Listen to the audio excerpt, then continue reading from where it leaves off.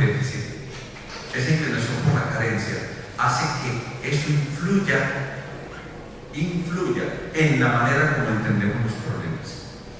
Por lo tanto, un problema tendemos a identificarlo como la ausencia de algo de lo cual vamos a proveer a los demás.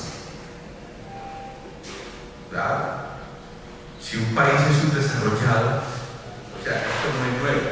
Si un país es subdesarrollado, si llamamos a un país subdesarrollado es porque le falta, entonces empezamos a compararlo con el desarrollado. ¿Qué tiene el país desarrollado? Tales cosas. ¿Y qué tiene ese país? Esto y esto. ¿Y qué le falta? Esto y esto. Entonces, cuando utilizamos parámetros comparativos, claro, siempre al que le falta, hay que decirle que llene para que sea parecido a aquel que lo tiene. Y lo traemos. En el campo de la educación sucede. No lo digo gratuitamente, porque fui educador en distintos niveles. Y he sido profesor de educadores, bueno, también profesor de sociólogos, de psicólogos, de trabajadores sociales. Alguna vez me tuve que rebuscar la vida, entonces daba clases de epistemología en estudiantes de contaduría, también profesor de estudiantes de contaduría, y alguna vez por allá en la universidad trabajé con personas que estudiaban finanzas. Yo no manejo un peso, pero también fui profesor de los que estudiaban finanzas. El hecho de que me contacte con otras personas me ha permitido también saber que no somos tan diferentes. Bien, pero todos tenemos déficit. Eso se llama efecto de paradigma. Y gracias al efecto de paradigma tendemos a ver déficit. Sí, no lo voy a negar. Cuando hay un efecto de paradigma, no voy a negar el carácter que pueda tener la afirmación. Puede ser cierto, pero si yo me ubico en el plan de que eso es efecto de paradigma, simplemente me desplazo para ver desde otro ángulo. Es un pequeño desplazamiento. Es algo así como decir, ¿y qué tal si no lo vemos así y buscamos otra manera de verlo? Porque lo más fácil es caer en lugares comunes. Fácil. Un lugar común de los educadores. Cualquier problema estudiantil es problema de la familia. Ahí mismo, la familia es la culpable. Lo hemos hecho. Lo hacemos con frecuencia. Automáticamente buscamos la explicación. Y eso se lo debemos a los curas, a los médicos y a los abogados. Todo tiene explicación. Y los psicólogos no abundan en eso. Y los sociólogos también. Todo el mundo tiene explicaciones antes de. Porque como nos han dicho que el que tiene un marco teórico ya todo lo tiene explicado.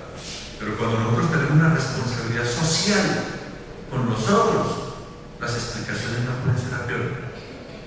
No pueden ser a priori. Vamos a ver eso más adelante. Me voy encargando de entusiasmando y me voy saltando. Nosotros podemos pensar que los problemas no solamente son cuestiones de carencia, sino también asuntos de relación. Cuestiones relacionales. Modos de ser que están en el mundo. ¿Y por qué no podemos pensar eso? Yo no estoy de acuerdo con que una persona se haga daño físico y psíquico consumiendo psicoactivos. Yo no estoy de acuerdo, no me gusta, no me gustaría que mis hijos fueran consumidores de psicoactivos. Pero también pienso que el consumo de psicoactivos forma parte del modo de ser y estar en el mundo.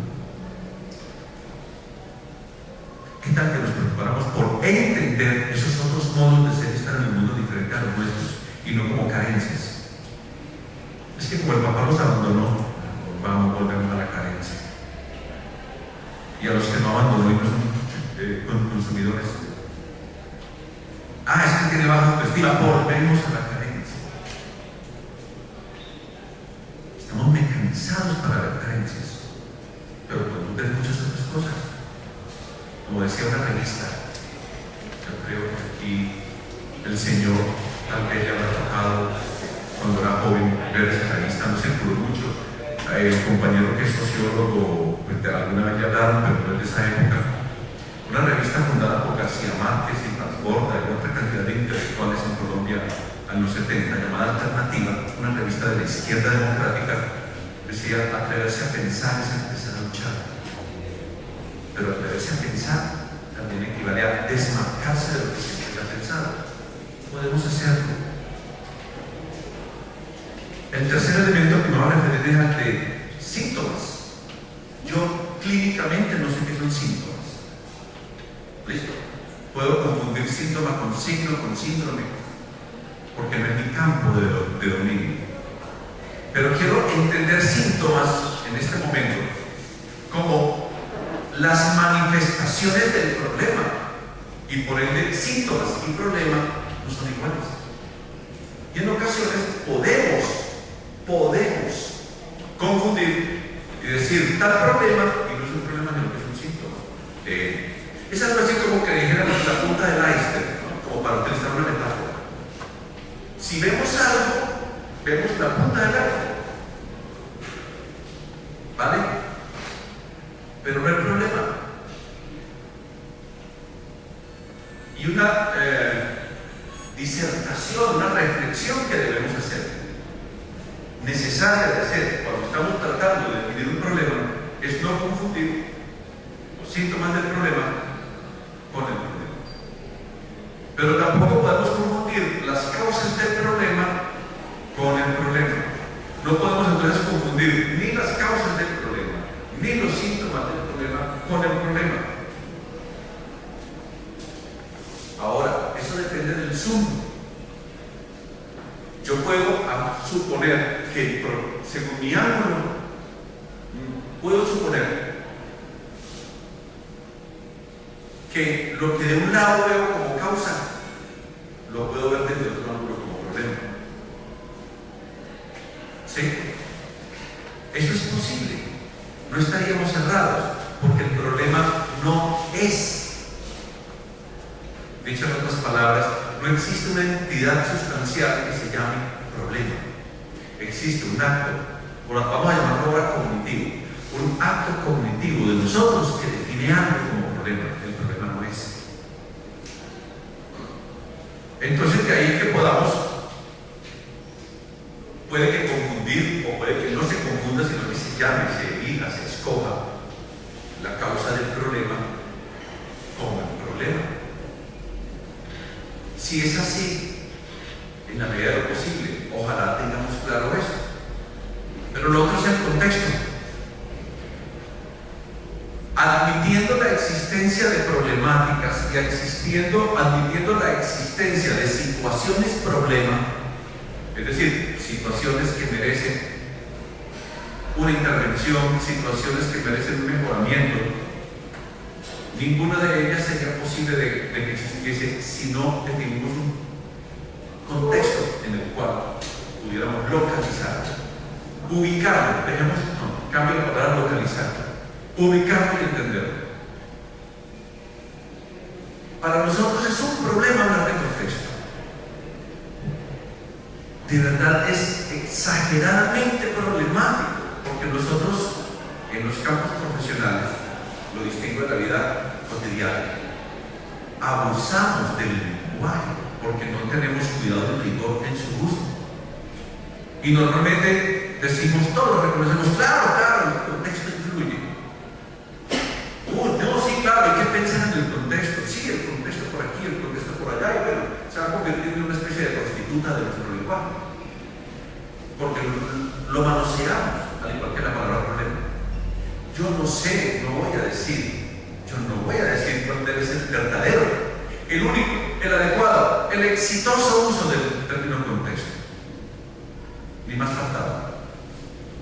Pero sí quiero decir que cuando hablamos de contexto, debemos esclarecer bien a qué nos referimos, o por lo menos qué no es. Por eso ahorita me autocorregí cuando dije localización, porque inmediatamente entonces estaremos hablando del contexto como sinónimo de lugar. Y lugar y contexto no son lo mismo, aunque en el lugar se puede producir un contexto. El contexto no es el espacio físico, el contexto no es el lugar.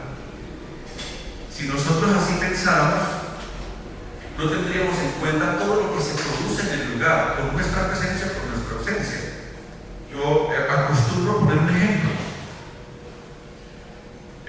Me gustaría saber si algunos de los aquí presentes, primero, primera pregunta sería: ¿ha oído hablar del Parque del Periodista en Medellín? Levanten la mano. ¿Para qué pregunto? Por si conocen el Bonavas. ¿Sí? Listo. ¿Ha oído hablar? Segundo, ¿quiénes de los aquí presentes han estado en el Parque del Periodista?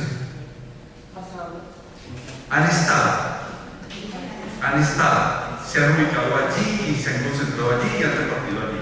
Muy bien, menos.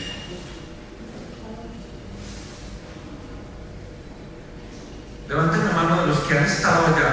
¿Quiénes han estado en horas de la noche, especialmente un jueves, un viernes, un sábado? Levanten la mano de los mismos que levantaron la mano. ¿Quiénes han estado a las 7 de la mañana, a las 8 de la mañana o a las 10 de la mañana un día cualquiera? Estado en el parque. Cualquiera puede ir al parque. La señora dijo: he pasado. ¿Usted se acuerda de quién es el busto que está allí? ¿El busto? Bueno, normalmente los medellinenses ya no vemos bustos, ni estatuas, ni nada de eso. Pasamos derecho. En realidad nos preocupa, y en el Parque del Periodista a ciertas horas nos preocupa más quién se nos acerque a que haya allí. Nos puede pasar eso. El fundador del primer periódico que hubo en Colombia, en la Nueva Granada, Manuel Pérez Socorro Rodríguez. El Parque del Periodista no es conocido por su fundador, es conocido por tantas cosas que hemos visto allá y que hemos gozado allá. Pero quien ha pasado por el Parque del Periodista 9 de la mañana, 10 de la mañana, 12 del día, o ha estado allí con solo pasar, y ha estado por la noche y por la noche fin de semana, se dará cuenta que será el mismo lugar, pero no es el mismo contexto. ¿Me doy a entender? Cambia el contexto. En la mañana usted ve personas de la tercera edad, ¿qué se dice? En la mañana usted ve personas de cachaco. En la mañana usted ve los vendedores ambulantes, y eso solo. Y de vez en cuando ve uno algún trasnochado o algún grupito de trasnochados sin mucho equilibrio. No sé por qué, no he visto nada, pero no sé por qué, no tienen mucho equilibrio, pero pueden estar ahí. Hay mañanas en las cuales el Parque del Periodista está más limpio que otras mañanas, y hay tardes también. Muy bien. Por lo tanto, el contexto se define en función de dos dimensiones. Una la vamos a llamar externas. Estas no son palabras que a mí me gusten, porque yo no creo en ese dualismo externo-interno, pero es la manera como lo puedo aclarar. Unas externas y otras internas. Cuando hablamos de dimensiones externas, nos referimos a que todo contexto es permeable a procesos y factores externos. Por ejemplo, volvamos al Parque del Periodista. El Parque del Periodista queda localizado en una ciudad tercermundista, algo populosa por su número de habitantes, y en una ciudad que siempre se ha caracterizado por ser parroquial. Por grande que sea Medellín, no dejamos de ser una parroquia, de la parroquia de la Bella Villa, una ciudad parroquial, con una inclinación desde hace muchos años a la conservación de las tradiciones. Recientemente las recordamos, la primera semana de agosto.